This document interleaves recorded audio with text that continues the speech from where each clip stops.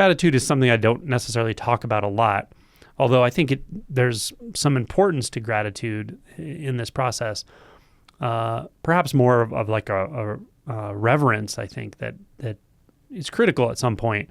You may not have that at first. You know, if you're just suffering a lot, but you pick up this thread that maybe there's something here, there's something in this awakening topic that could break that spell of suffering, and you work toward awakening and you become one-pointed and all of that. You may not experience a lot of gratitude with this. You may just be suffering, and that's fine.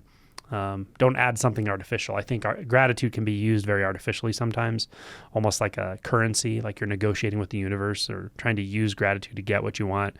That's not real gratitude, is it? You know, if you do experience true gratitude, that's wonderful, and you can kind of accentuate that by just feeling into it and reminding yourself of what you have to be grateful for and so forth. But don't use it too artificially. I think I remember when I was younger and suffering, I would read about gratitude and try to sort of use it to make myself feel better. And it was very frustrating that it didn't make me feel better when I would tell myself what I'm grateful for, because the truth of it is I didn't feel grateful. I felt like life sucked.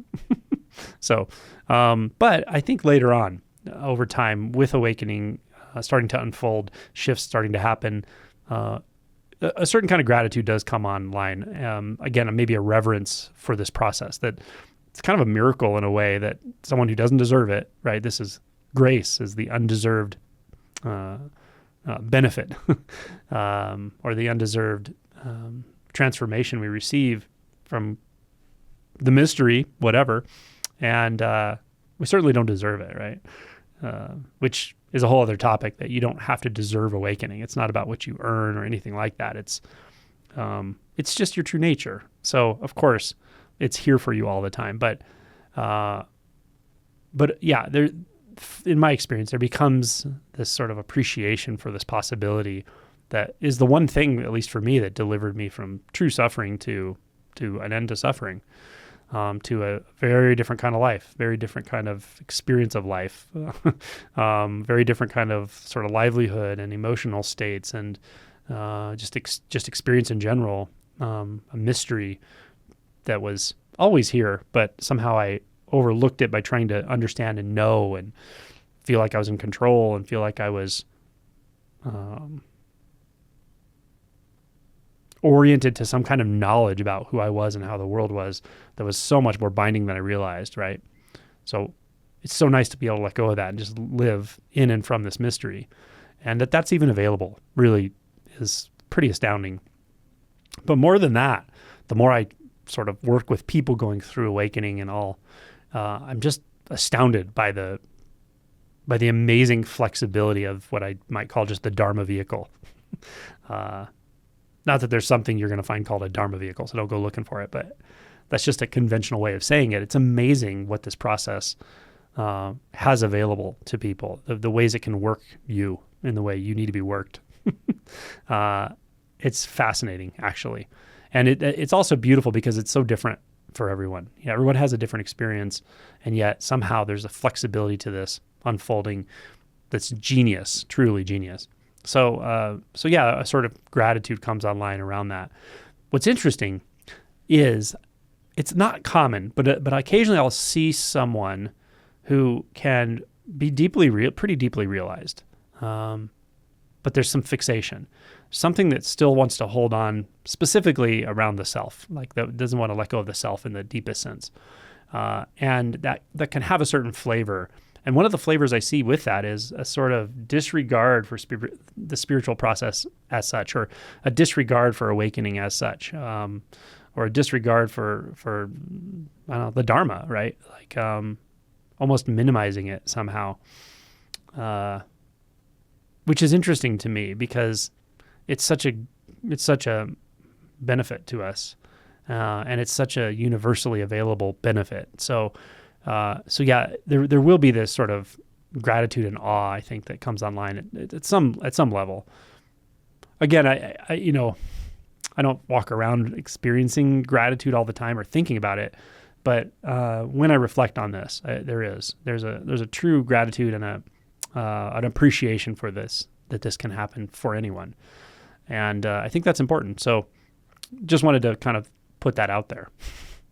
And it becomes something that is almost like a conduit that allows that sort of Dharma vehicle to move through you, to move in your life.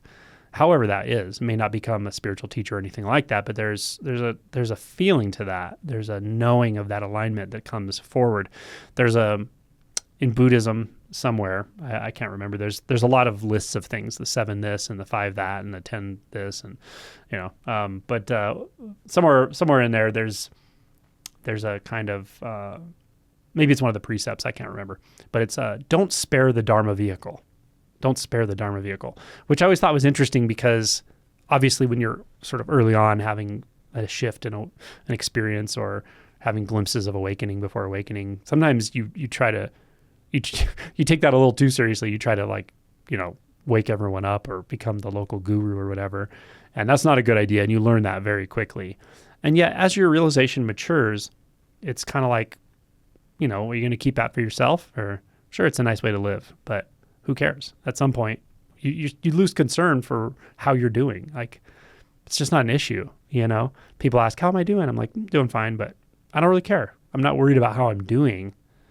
It's more like, how open is this vehicle, how much more can be seen? How much more subtle anything can be seen, investigated, dissolved, so that there's more openness, more vulnerability, more availability, such that the Dharma vehicle can move how it needs to, unhindered by personal fears and so forth. But again, that's not about dissolving, or how should I say?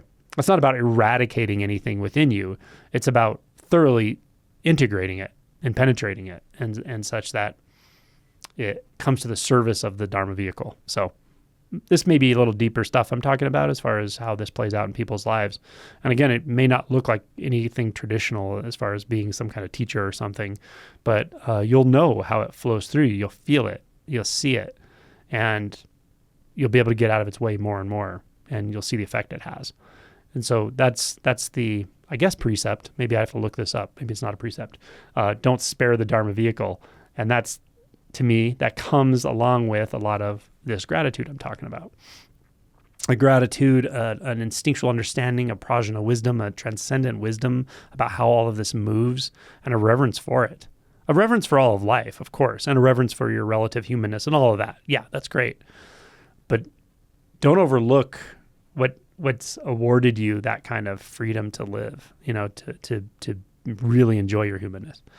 It's not for you, At some point, I think Adyashanti has said, once you see through the self, then it's a matter of how are you going to live? Are you going to live out that insight? Or are you going to still continue to live as if there is a separate self? Yeah. And that's a challenge that goes very, very, very deep. And it will go on the rest of your life to some degree, but it gets, again, more subtle. And not sparing the Dharma vehicle becomes a kind of a nice attunement. Anyway, thanks a lot for listening.